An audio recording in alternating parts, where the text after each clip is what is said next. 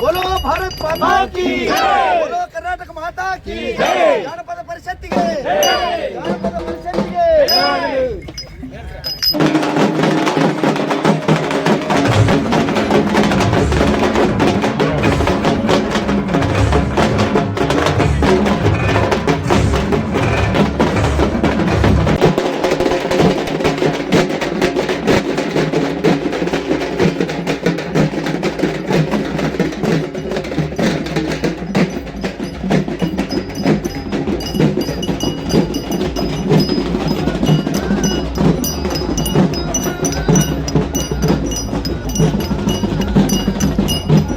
ಕನ್ನಡ ಜಾನಪದ ಪರಿಷತ್ ಬೆಂಗಳೂರು ಘಟಕದ ಅಧ್ಯಕ್ಷರು ಇವರು ಇದೀಗ ತಾನೇ ಚಾಲನೆಯನ್ನು ನೀಡಿದ್ದಾರೆ. ಹಾಗೆಯೇ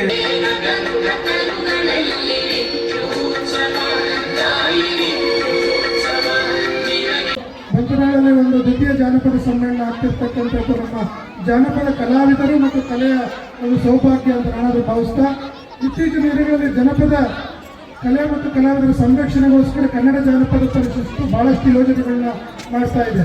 ಜನಪದ ಕಲಾವಿದರ ಮಾಶಾಸನ ಹೆಚ್ಚಾಗಬೇಕು, 2,500ದಿಂದ 5,000 ಆಗಬೇಕು ಒಂದನೇದು. ಎರಡನೇದು, ಕಲಾವಿದರ ವಯೋಮಿತಿ ಸಹ 58 ವರ್ಷದವರ ಬದುಕ್ತಿಲ್ಲ, ಅದನ್ನು ಕೇವಲ 45 ಇಳಿಸಬೇಕು.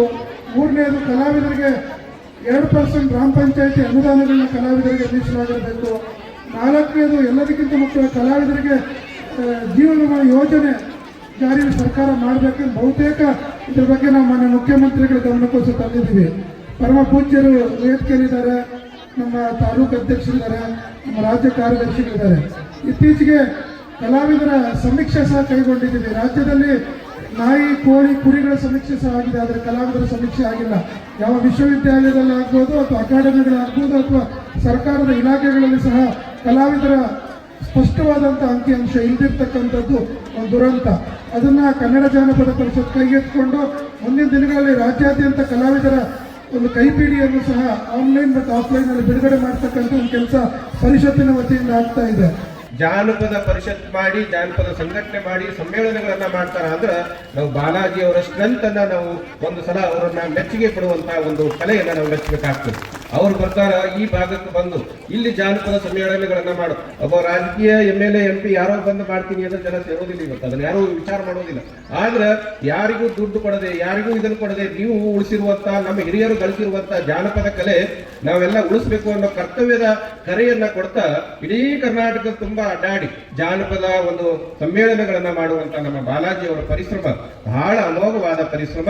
ಅವರಿಗೆ ಈ ಹೊಸ ಸಾರಥಿಗಳು ಈಗಾಗಲೇ ಮತ್ತಿಷ್ಟು ಜನ ಅದಕ್ಕೆ ಸೇರ್ಪಡೆಯಾಗ್ಯಾರ. ಅವರಿಂದಲೂ ಕೆಲಸಗಳಾಗ್ಲಿ, ನಾವು ಎಷ್ಟು ಆಗ್ತದ ಅಷ್ಟು ನಮ್ಮ ಮಠ ಮಂದಿರಗಳಿಂದ ಆಗ್ಲಿ, ನಮ್ಮ ಪ್ರವಚನ ಆಧ್ಯಾತ್ಮಿಕದಿಂದ ಆಗ್ಲಿ ಜಾನಪದ ಬೆಲೆಯನ್ನ ತಿಳಿಸುವಂತ ಕಾರ್ಯ ನಮ್ಮ ಸ್ವಾಮಿಗಳ ಮೇಲೂ ದೊಡ್ಡ ಜವಾಬ್ದಾರಿ ಅದ. ನಾವು ಎಲ್ಲೇ ಹೋದ್ರೂ ಕೂಡ ಜಾನಪದವನ್ನ ಉಳಿಸ್ರಿ, ಬೆಳೆಸ್ರಿ ಅನ್ನೋ ಒಂದು ಕರೆಯನ್ನ ಕೊಡುವಂತ ಕರ್ತವ್ಯನೂ ಕೂಡ ನಮ್ಮದು ಆದ ಅನ್ನೋ ಮಾತನ್ನ ಹೇಳ್ತೀವಿ. ಅಷ್ಟೇ ಅಲ್ಲದೆ ನಿರಾಶೆಯಾಗಿ ಜೀವನದೊಳಗೆ ಜಿಗುಪ್ಸೆಯಾಗಿ ಇನ್ನೇನು ಸಾಯ್ಬೇಕು ಅಂತ ಅನ್ಕೊಂಡವ್ರಿಗೆ ಒಂದು ಜಾನಪದ ಪದ್ಯ ಹೇಳಿದ್ರೆ ಅವ ಇದು ಏನು ಸಮಸ್ಯೆ ದೊಡ್ಡದಲ್ಲ, ಇನ್ನು 100 ವರ್ಷ ಬರ್ಲಿ, ಇಂಥವು 1000 ಸಮಸ್ಯೆಗಳು ಬರ್ಲಿ, ನಾನು ಹುರಿದುಂಬದಿಂದ ಬರ್ತೀನಿ ಅನ್ನುವಂತ ಸಾಹಿತ್ಯ ಜಾನಪದೊಳಗೆ ಅಡಿಗೆ.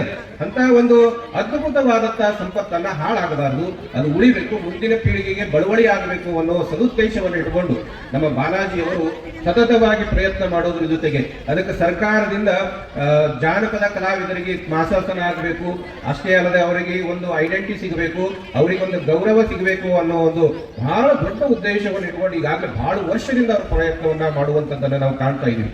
ಯಾಕಂದ್ರೆ ಒಬ್ಬ ವ್ಯಕ್ತಿ ಮನಸ್ಸು ಮಾಡ್ದ ಅಂದ್ರೆ ಏನೆಲ್ಲ ಮಾಡೋಕ್ ಸಾಧ್ಯ ಅಂದ್ರೆ ಇವತ್ತು ಅವ ಎಲ್ಲಿ ಬೆಂಗಳೂರು ಭಾಗದವರು,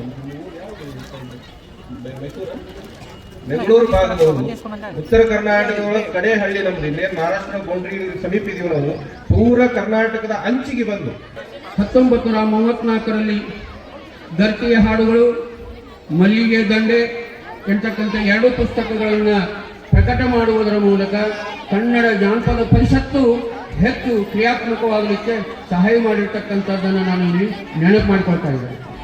ಅದೇ ರೀತಿಯಲ್ಲಿ ಲಾವಣಿಯಲ್ಲಿ ಕೇರಳ ಮತ್ತು ಉಮರಾಣಿ ಇವೆರಡು ಊರುಗಳಲ್ಲಿ ನಾಗೇಶಿ, ಹರಿದೇಶಿ ಅಂತಕ್ಕಂತಹ ಲಾವಣಿ ಪದಗಳು ಹುಟ್ಟಿ ಬೆಳೆದದ್ದನ್ನು ನಾನು ಇಲ್ಲಿ ನೆನಪು ಮಾಡಿಕೊಳ್ತಾ ಇದ್ದೇನೆ. ಜಮಖಂಡಿಯ ಕೌಜಲ್ಯ ನಿಂಗಮ್ಮ ಅವರು ಕೃಷ್ಣ ಪಾರಿಜಾತವನ್ನ ಹೊಸ ರೂಪಕ್ಕೆ ತಂದು ಅದನ್ನ ರಾಜ್ಯದ ತುಂಬೆಲ್ಲ ಪ್ರಸಾರ ಮಾಡಿರ್ತಕ್ಕಂಥ ಕೀರ್ತಿ ಕೌಜಲಿಗೆ ನಿಂಗಮ್ಮ ಅವರಿಗೆ ಸಲ್ತದೆ ಅಂತಕ್ಕಂಥದ್ದನ್ನು ಕೂಡ ನೆನಪು ಮಾಡ್ಕೊಳ್ತಾ ಇದ್ದಾರೆ.